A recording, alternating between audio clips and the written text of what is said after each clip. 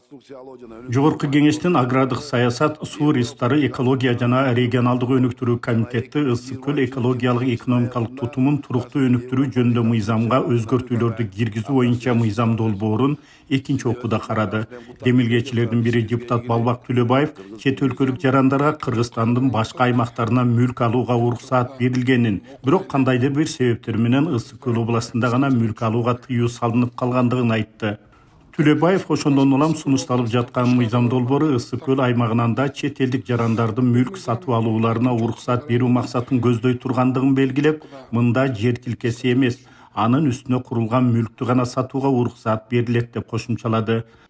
Кыргыз Республикасынын ысык көл областынан тышкары бардык жерлерде чет өлкөлүк жарандар мүлк алганга укуктуу да.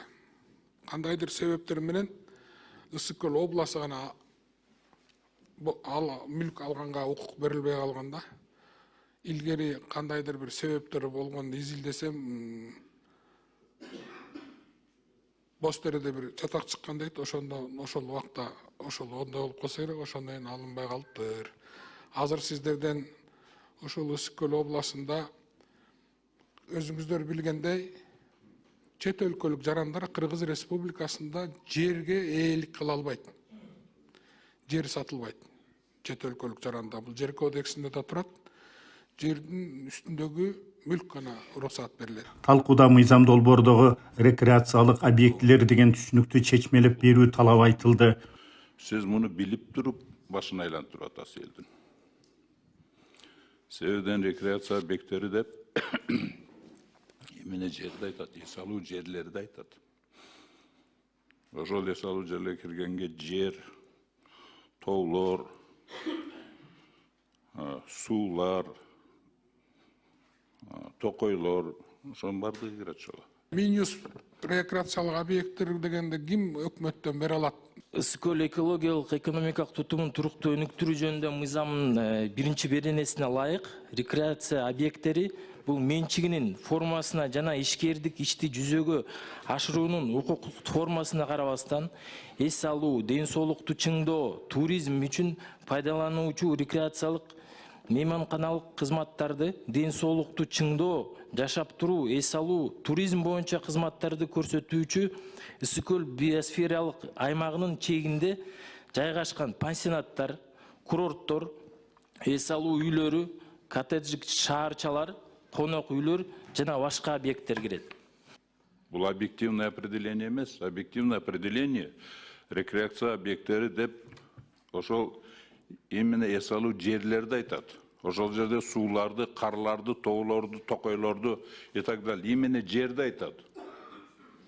Болгондо дагы силер эң жакшы жерлерди сатканы жатпайсыңарбы? Султан Абдрашевич, бул жерди сатуу жөнүндө такыр сөз жок.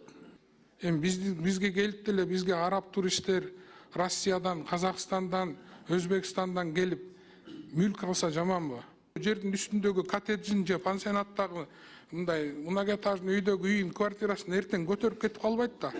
Бирок буга карабастан депутат Султанбай Айжигитов элдин башын айлантууну токтотууну айтып, чет элдиктерге эс алуу жайларын сатууда алар турган жерлер сатылбай тургандыгын мыйзам долбоорго ачык жазып көрсөтүүнү талап кылды.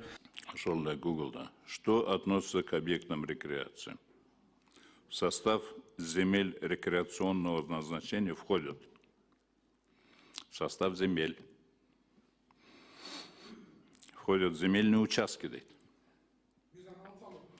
Земельные участки депутат берди. Кантип алып саласыңар? Бу жерде конкретно что относится к объектам рекреации деп туруп четко определение. Земельный участок деген ал берилбейт. Силер аларды алып салып атканыңар, они на это иностранецтер келген эме болгондо силердин могу Филькина грамотаңар менен руководствоваться этпейт. Именно ошол рекреационный участкынын үстүндөгү именно дом отдых, пансионат, туда-сюда парки, ошолорду гана только сатса болот деп жазгыла. Талкууда Айжигитов жер сууну сатуу максатын көздөп жатканын айтып катуу сынга алганда, Балбак Төлөбаев бул айыптоосу үчүн Айжигитовду сотко бере турганын билдирди. Мындан улам эки эл өкүлү 10 мүнөттөн ашык кайым айтышты. Эл биякта калып калат. Только бизнесте сүйлөп калдыңар. Бизнеске жардам бердиң. Но не таким образом, не за счет распродажи родины. Сатып атпайсыңар мына. Конечно, раз ушундай закон киргизип атканыңар тең. Азыркы сөзүңүздө мен сизди сотко кайрыламын. Өлкөнү сатып атасыз деп. Өзүңүз билиңиз. Бул жерден Өзүңүз азыр билиңиз. видео жарыяланып атабы? Өзүңүз Өлкөнү билиңиз. сатып атат дегениңиз үчүн мен сизди сотко Өзүңүз берем. билиңиз. Оозуңузга карап сүйлөңүз. Бул Өлкөнү эч ким признаки. саткан жок. Это признаки. Ак сакалда эмессиң, көк сакалда эмессиң. Оозуңа карап сүйлө. Өлкөнү эч ким саткан жок. Сен сатып атасың. Мен сатып атам. Ушул сөзүң үчүн сотто жооп бересиң. Мен уят дейм, өлкөнү сатып атасың деп. Сага окшогонду сатып, өлкөнү өлтүрүп атасың. Сага окшогондорбу? Сага окшогон. Көрөбүз аны, соттон көрөбүз. Байлап сүйлөңүз. Сотуңардан билем. Сенден уйда сый да кетти, урмат да кетти. Абайлап сүйлөңүз. Балбазарлыгы. Аксакал башыңыз менен. Өлкөнү сатып атасың деп. Уят көрөсүң азыр кандай сатып атканын. Уятыңыз жок деп. Мен уят коюм, сен уятышың керек. Бу жерде сен Кайсы Em tohtok kula oldu em balbazarlık. өлкөнү сатып атасың деп. Sultan'dan burası. эмне жакшылык кылып койдуң? Талтайгандан башканы билбейсиң эчтеке. Талтайгандан талтаясың бе. Сен мага коркутпай эле кой, көрөсүн дебей. Колуңдан келгениң кылып ат. Вообще вопрос. Соңында мыйзам долбоору добушка коюлуп, комитет депутаттары тарабынан экинчи окууда жактырылды. Айта кетсек, Ысык көл экологиялык экономикалык тутумун туруктуу өнүктүрүү жөнүндө мыйзамга өзгөртүүлөрдү киргизүү боюнча мыйзам долбооруна Балбак Түлөбаевден сырткары депутаттар Элмурза Сатыбалдиев менен Бакыт Сыдыковдор да авторлук кылат. Каныбек Темиров, Евразия бүгүн. Komitetin jıyını.